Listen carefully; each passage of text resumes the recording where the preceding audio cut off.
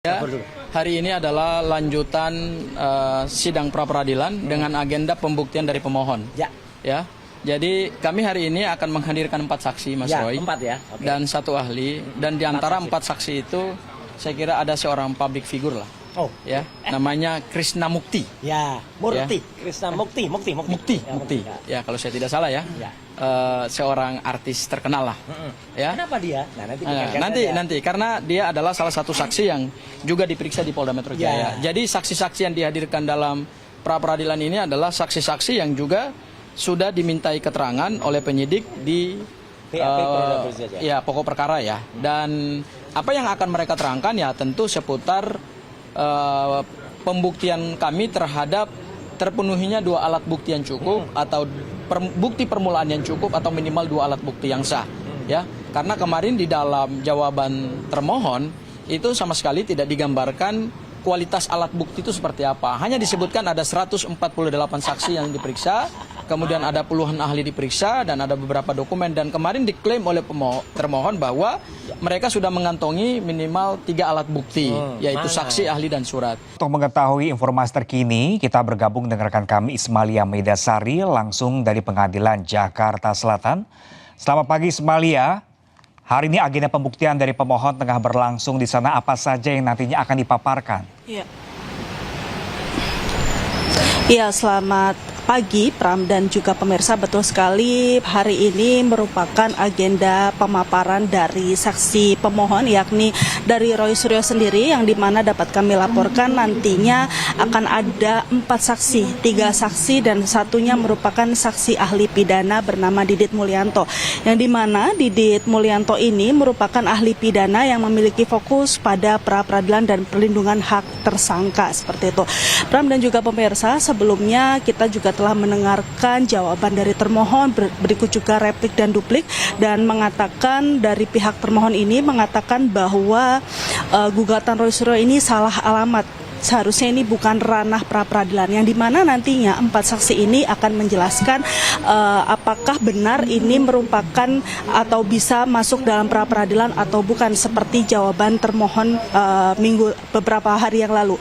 Dan juga nantinya dari Roy Suryo ini akan memutar sebuah video, namun memang kami belum bisa melihat apa saja nantinya yang akan diputar atau video apa yang nantinya akan diputar. Namun kami mendapatkan informasi bahwa nantinya yang diputar adalah penggalan dari podcast, seperti itu. Dan juga dalam sidang pra-peradilan Roy Suryo ini kemarin, Polda Metro Jaya mengatakan bahwa penyidik ini telah mengantongi 3 alat bukti.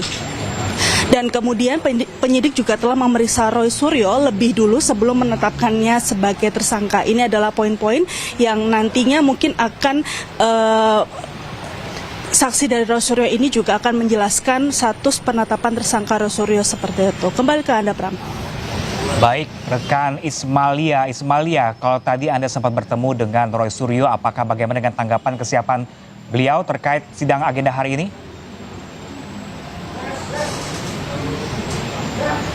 Ya, Ismalia, mungkin Anda sempat bertemu dengan Roy Suryo tadi, apa yang dia sampaikan sebelum jalan sidang, apa dengan kesiapan untuk menghadapi sidang hari ini?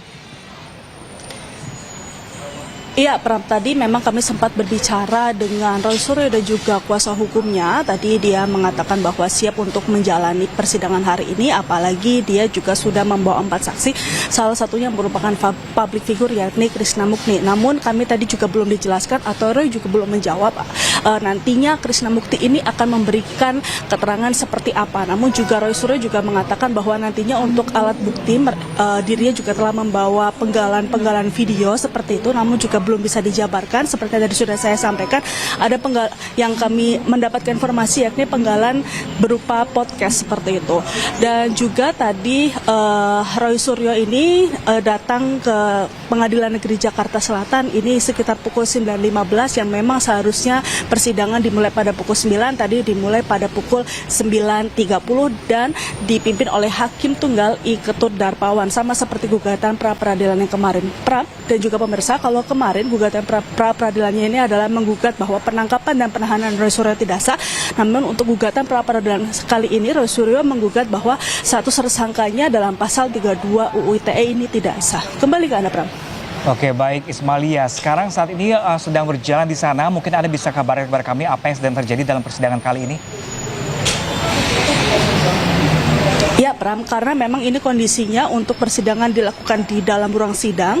Ini memang kami untuk saat ini karena memang agendanya adalah pemberian keterangan saksi. Ini ada 4 saksi yang dibawa oleh Roy Suryo dan juga kuasa hukumnya, yang dimana memang pada hari ini ada 4 orang saksi bisa saya sampaikan yang bernama Michael Krisnamukti, Erwin Nurdiansyah dan juga Didit Wijayanto. Yang tadi juga saya sudah sampaikan untuk Didit Wijayanto ini merupakan saksi ahli sama seperti di gugatan pra peradilan sebelumnya, bahwa Roy Suryo dan juga kuasa hukumnya membawa 1 saksi ahli, yakni Didit Mulyanto, ahli pidana yang akan memberikan keterangan pada hari ini. Dan untuk persidangan ini masih dilangsungkan, dan tadi kami mendapatkan informasi juga bahwa nantinya akan diputar beberapa video, dan sampai saat ini untuk sidang masih mendengarkan keterangan saksi. Pram.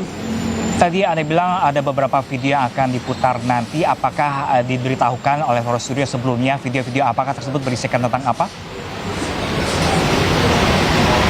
Iya, Pram, tadi kami sempat menanyakan ada berapa video dan mungkin isi dari video tersebut ini apa. Namun dari pihak Roy Suryo sendiri dan juga kuasa hukumnya Abdul Ghaffar Sangaji ini tidak membeberkan isi videonya.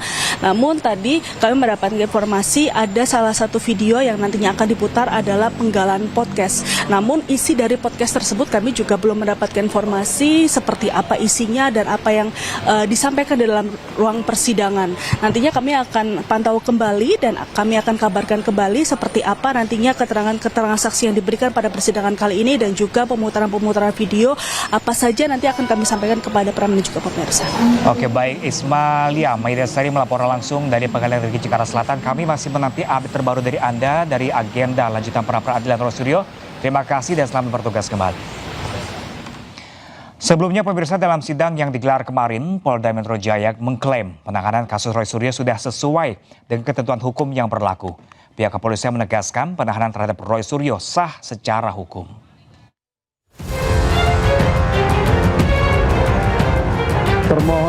Roy Suryo kembali menjalani sidang pra-peradilan di Pengadilan Negeri Jakarta Selatan.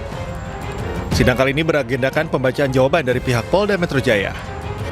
Sidang pra-peradilan ini terkait dengan penetapan status tersangka Roy Suryo dalam kasus dugaan fitnah dan pencemaran nama baik mengenai tudingan ijazah palsu Presiden ke-7 RI Joko Widodo. Kami ini berjuang tetap untuk membongkar ijazah Jokowi, ya, dan tidak ada boleh mengatasnamakan rakyat, tapi dengan memenggal kepala orang lain atau mengorbankan orang lain. Kalau mau berjuang, penjarakan saya, bukan penjarakan klien saya. Saya ulangi, kalau mau berjuang, katakanlah penjarakan saya, tapi jangan mengatakan penjarakan klien saya. Dalam jawabannya, pihak Polda Metro Jaya menegaskan seluruh proses penyelidikan dan penyidikan telah dilaksanakan sesuai ketentuan KUHAP. Polda Metro Jaya menyatakan telah mengantongi 3 alat bukti yang sah, yaitu keterangan 21 orang saksi, surat dan petunjuk, serta keterangan 26 ahli, sehingga penetapan Roy Suryo sebagai tersangka dinilai telah memenuhi ketentuan hukum. Dalam melaksanakan kewajiban tersebut, termohon telah melaksanakan tahap penyidikan secara berjenjang dan terdokumentasi, mulai dari pengumpulan alat bukti, pemeriksaan saksi dan ahli, penyitaan barang bukti yang relevan, gelar perkara, penetapan tersangka berdasarkan alat bukti yang sah. Sidang pra-peradilan akan dilanjutkan dengan agenda penyampaian replik dan duplik dari masing-masing pihak sebelum majelis hakim menjatuhkan putusan. Dari Jakarta, tim Liputan iNews melaporkan. Sementara itu pemirsa, Polda Metro dan Kejaksaan kompak meminta hakim menolak pra-peradilan Roy Suryo soal penetapan tersangka. Dalam pokok perkara, pihak Polda Metro Jaya dan tim Kejaksaan mengatakan penetapan tersangka Roy Suryo sah dan berkekuatan hukum mengikat.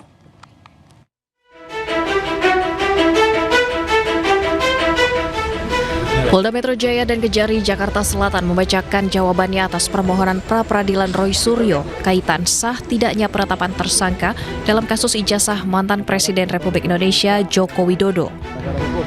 Keduanya kompak meminta hakim menolak pra-peradilan yang diajukan Roy Suryo. Adapun dalam persidangan, Polda Metro Jaya selaku pihak termohon lebih dahulu membacakan jawabannya. Dalam jawaban Polda Metro tersebut, mereka meminta agar hakim menolak pra-peradilan Roy Suryo. 1. Menolak seluruh permohonan pra-peradilan pemohon untuk seluruhnya.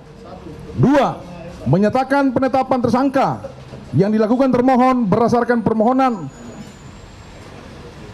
berdasarkan surat ketetapan tentang penetapan tersangka nomor Estap S Datar 4 1899 Romawi 11 2025 di Treskrimum Polda Metro Jaya tanggal 7 November 2025 atas nama KRMT Roy Suryo Noto Diprojo adalah sah menurut hukum.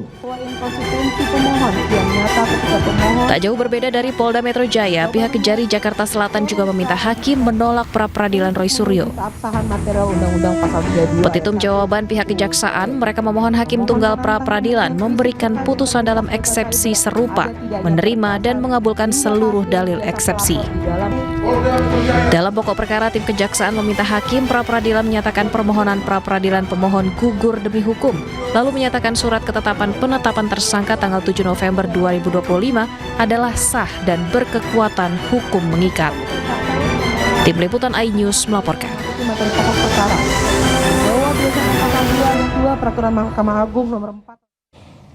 Sidang pra-peradilan status tersangka Roy Suryo kembali dilanjutkan hari ini dengan agenda sidang kali ini adalah jawaban atau pembuktian dari pihak pemohon.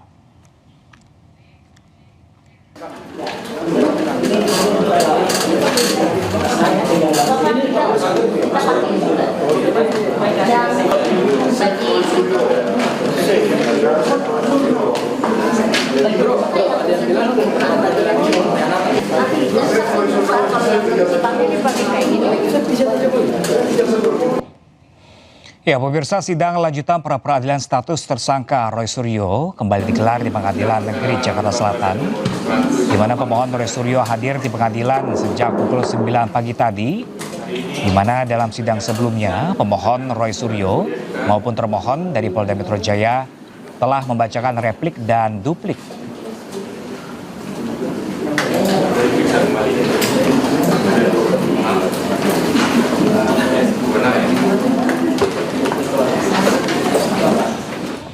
Ya, pemirsa, berikut kami sampaikan keterangan Roy Suryo saat tiba di Pengadilan Negeri Jakarta Selatan sebelum sidang dimulai. Pengadilan Negeri Jakarta Selatan, jaksa yang berperkara dalam kasus ini, dan juga kemudian ketua pengadilan tinggi sudah, kemudian hakim perkara pra-peradilan sudah, majelis hakim perkara pra-peradilan juga sudah, kemudian kantor hukum Tokham, dan juga untuk arsip. Jadi jelas ya, tidak ada lagi kuasa hukum surat kuasa hukum khusus yang saya berikan selain untuk teman-teman Tokham yang ada di sini, yaitu Bang Gafur dan kawan. Dan kalau kemarin saya juga sempat melihat ada tayangan YouTube, ada seorang profesor ya, kuasa dulu adalah ahli hukum juga, yang mengatakan kalau oh itu dulu zaman dulu Tokham nggak ada, saya dulu ada ketika zaman kasus Tupa. Dia nggak usah terlalu banyak ngomong ya gitu. Dia nggak ngerti bahwa orang-orang yang dulu itu Pak Aristan, Bu Erdiana, dan kawan-kawan itu adalah dulu sudah ikut membantu saya, namanya Tokham. Memang betul waktu itu ada juga kelompok dari KAI. Saya aturkan terima kasih untuk teman-teman dari organisasi KAI, almarhum Pak Erman Umar waktu itu, dan sayang beliau sudah wafat. Beliau sebenarnya sebelum wafat ingin sekali juga membantu saya di sini, tapi sayang tidak ada. Tapi saya tetap dekat dengan keluarga beliau, bahkan kedua putrinya saya ikut jadi saksi pernikahannya. Jadi clear ya, teman-teman yang mau bergabung silahkan untuk kuasa hukum. Saya tidak menutup kemungkinan, tapi tolong juga tertib dan tidak boleh melanggar surat permohonan kami. Justru dari awal kami tegaskan bahwa ini tidak masuk ke pokok perkara. Kalau pokok perkara kan berarti kita bicara pembuktian unsur delik dan perbuatan, material itu. Yaitu material. Tetapi dalam pra-peradilan ini kami men-challenge adalah bukti permulaan yang cukup. Kalau bukti permulaan yang cukup berarti penyidik punya nggak bukti permulaan yang cukup, dan itu aspeknya formil. Ya, oleh karena itu kami sebenarnya dari jawaban termohon kemarin justru tidak menjawab pertanyaan kami di dalam surat permohonan, dan tentu kita akan kembalikan kepada hakim pra-peradilan ya Mas Roy ya. Karena kemarin dalam replik kami juga kami menolak semua dalil-dalil dari termohon yang disampaikan dalam surat jawaban ya. Oke. Dan ada satu lagi Mas Roy, Ya. kemarin ada eksepsi dari jaksa penuntut umum ingin menegasikan pasal 163 ayat 1 huruf P bahwa terhadap pemeriksaan pokok perkara itu bisa tetap harus dilakukan.